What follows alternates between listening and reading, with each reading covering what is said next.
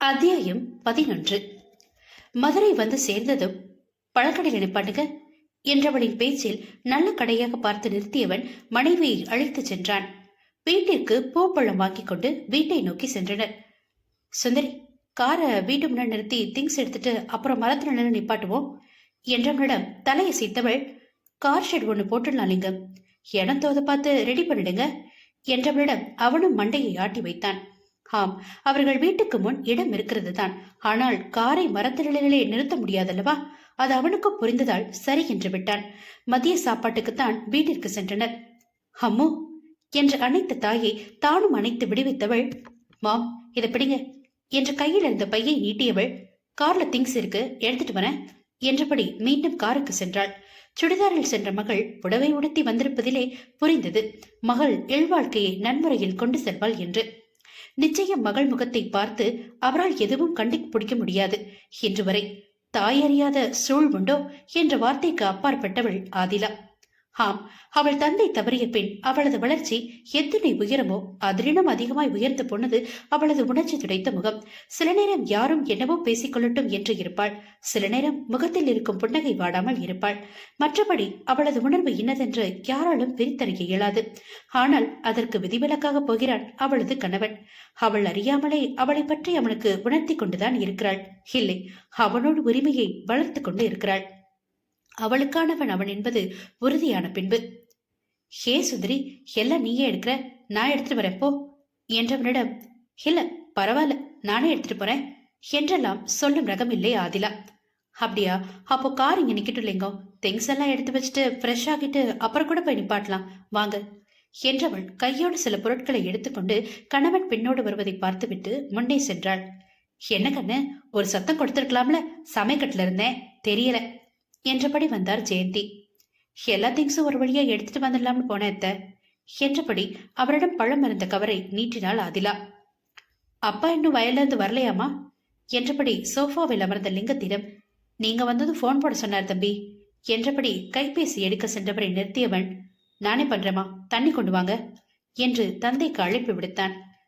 ஏன் தண்ணிக்கிறீங்க, உட்காருங்க என்று மருமகன் சொன்ன பின்பு மறுக்காமல் அமர்ந்தார் அபர்ணா. உட்காரக்கூடாது என்றெல்லாம் இல்லை, அவரும் அப்படி நினைக்கவில்லை.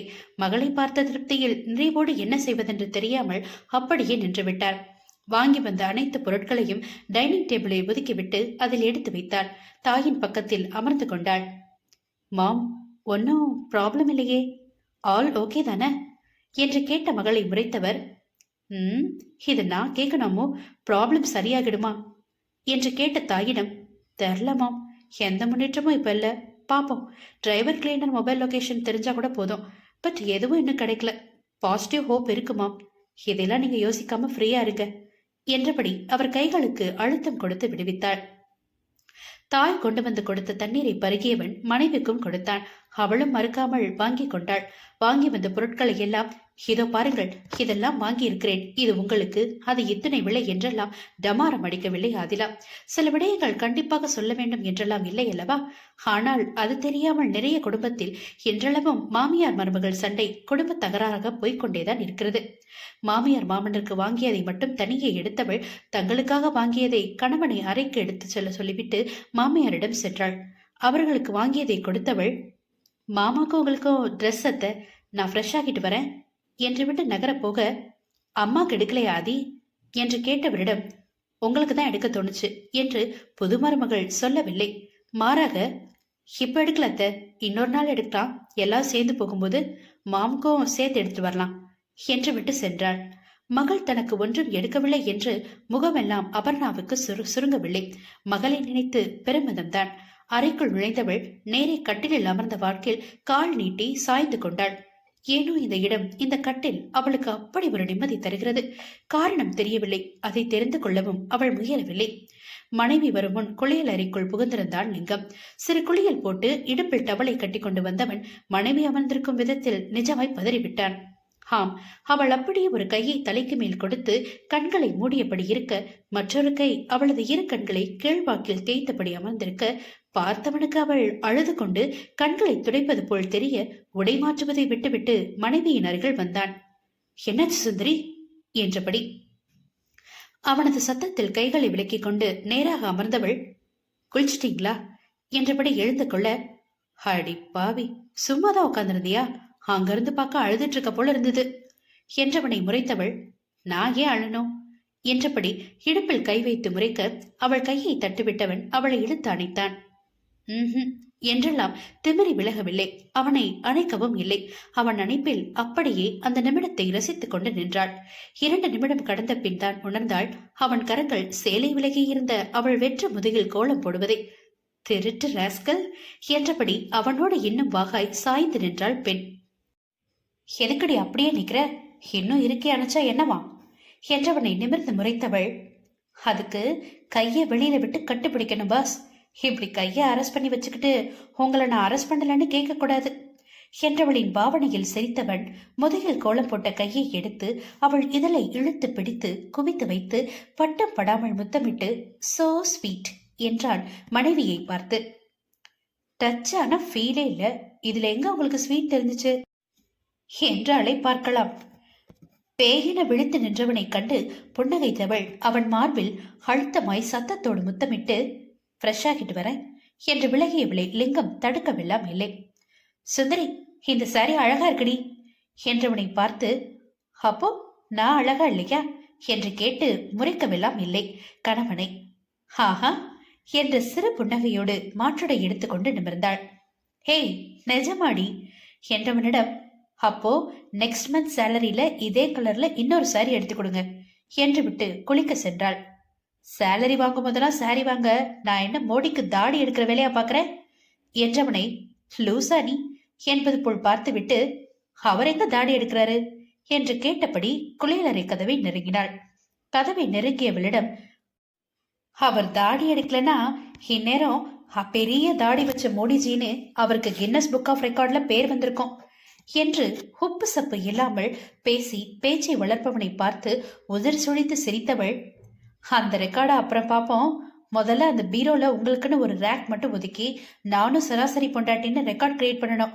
அதுக்கு இப்போ என்ன செய்யறீங்கன்னா, மேல இருக்க ரேக்ல உங்க ட்ரெஸ் எல்லாம் எடுத்து அடுக்கி வச்சுட்டு மற்ற எல்லாத்துலயும் ட்ரெஸ்ஸை தனித்தனியா எங்கெங்க வைக்கணுமோ அங்கங்க நீங்களே அடுக்கி வச்சிருங்க என்றவளை, ஷாட்சி என்று முணுமுணுத்தான். நீங்க சொன்னது எனக்கு கேட்கல என்றவளிடம், உள்ள போடுவியே அதையும் நானே அடக்கணுமான்னு கேட்டேன் என்று ஈ என இழித்து பார்த்தவனிடம், என்ன பேசுறீங்க நீங்க, ஐயோ சி என்று வெக்கப்பட்டு குளியல் அறைக்குள் ஓடி விழுந்து விடவில்லை. மாறாக, அதுவும் நான் போடுற ட்ரெஸ் தானே, அப்ப அதையும் சேர்த்துதான் அடுக்கணும் மை பாய் என்று பறக்கும் முத்தத்தை அவனை நோக்கி வீசி சென்றாள் அவனின் சுந்தரி பெண். ஹேமண்டா சொன்னது, கல்யாணம் முடிஞ்சதோ கட்டில் சுகதான் சொர்க்கம்னு, என் பொண்டாட்டி இப்படி அப்பப்போ கொடுக்கிற முத்தத்துல தாண்டா சொர்க்கமே என்று நினைத்து கொண்டான். யாருக்கு தெரியும் கூடலுக்கு பின் இந்த வார்த்தை வருமா என்று. உடை மாற்றிக் கொண்டவன் மனைவி வருவதற்கு முன் உடையை மாற்றி வைத்தான். அவள் சொன்னபடி அல்லாமல் அவனின் இஷ்டப்படியே மனைவிக்கும் பிடிக்கும்படியே அடுக்கி வைத்துக் கொண்டிருக்க வெளியில் வந்தாள் ஆதிலா. தலையை சுற்றி டவலை சுற்றி கொண்டு டாப்ஸ் மட்டும் அணிந்து வெளியில் வந்தவளை திரும்பி பார்த்தவன் மேலிருந்து கீழ் வரை நோட்டமிட்டான். என்னவென்று புருவம் உயர்த்தியவளிடம், சும்மா என்று சொல்லிவிட்டு வேலையில் கவனமானான். சுந்தரி பெண்ணுக்கு கொலுசு வாங்க வேண்டும் என்று நினைப்போடு உடை மாற்றிக்கொண்டு அவனை நெருங்கியவள் அவன் அடுக்கி வைத்திருந்ததை பார்த்து அப்படி ஒரு புன்னகை அவளுக்கு. இருவரின் திருமண பட்டுடையை மேலே அடுக்கி வைத்தவன் அடுத்து இப்போ வாங்கி வந்த புது உடையை அடுக்கி இருந்தான். அதற்கு கீழ் இருவரது உள்ளாடையை அடுக்கிக் கொண்டிருக்க அப்போதுதான் அவன் மனைவி அவனை நெருங்கி வந்திருந்தாள்.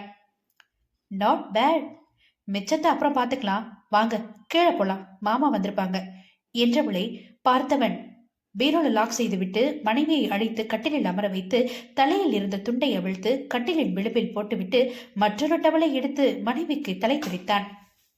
ஹேர் ட்ரையர் வாங்கலையா என்று கேட்டபடி அவன் துடைக்க கண்மூடி அமர்ந்திருந்தவள் அவன் கேட்கவும், அதை மறந்துட்டேன், இனி தேவைப்படாது போல என்று விட்டு, இது நல்லா இருக்கு லிங்கம், இனி ஹேர் வாஷ் பண்ணனா நீ ட்ரை பண்ணிவிடு என்றாள் புன்னகையோடு. எப்போது செய்ய முடியாதுடி என்றவனிடம், நீ எப்பப்ப செய்ய முடியும்னு நான் லிஸ்ட் கேட்கல என்று விட்டு இரு பக்கமும் முடியெடுத்து கிளிப் போட்டுக்கொண்டவள் முகத்தை திருத்தியபடி போகலாம் வாங்க என்று அழைக்க இருவரும் கீழே செல்ல சொக்கரின் தந்தை வந்திருந்தார். வந்ததும் அவர் தன்னை அழைக்க வேண்டும் என்ற எண்ணமெல்லாம் அவளிடம் இல்லை. வாங்க மாமா என்று விட்டு அவருக்கு நேரெதிர் சோஃபாவில் அமர்ந்தாள் பெண். வேலை நல்லபடியா முடிஞ்சதாமா என்று கேட்டவரிடம், என் வேலை பற்றி இவருக்கு என்ன தெரியும், இவரிடம் விளக்க வேண்டுமா என்றெல்லாம் எண்ணாமல் தன் தாயிடம் எப்படி விளக்குவாளோ அப்படியே மாமனாருக்கு விளக்கி சொன்னாள் பெண். அவள் பேசுவதை கேட்டபடி தந்தையின் அருகில் அமர்ந்திருந்தவன் தானும் இதை பற்றி இனி மனைவியிடம் கேட்க வேண்டும் என்று நினைத்து கொண்டான். கை கழுவிட்டு வாங்க சாப்பிடலாம் என்று ஜெயந்தி அழைத்ததும் பேச்சை முடித்துக் கொண்டு எழுந்து கொண்டனர். சமையல் அறைக்கு சென்றவள் செய்து வைத்திருந்த பதார்த்தங்களை எடுத்து வந்து டைனிங் டேபிளில் வைத்தாள்.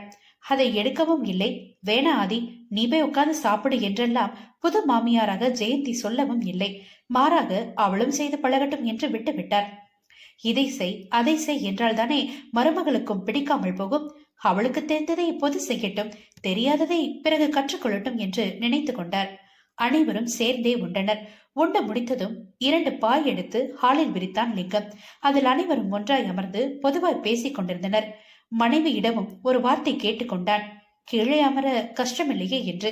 அவளும் புன்னகையோடு, சாப்பிட மட்டும்தான் கொஞ்சம் கஷ்டம் லிங்கம் என்று புருவம் சுருக்கினாள். ஒருவராக சிறிது திருமணத்தை பற்றி பேசினர். அப்போது பேச்சு சீர்வரிசை பற்றி வர வேண்டாம் என்று யாரும் மறுக்கவெல்லாம் இல்லை.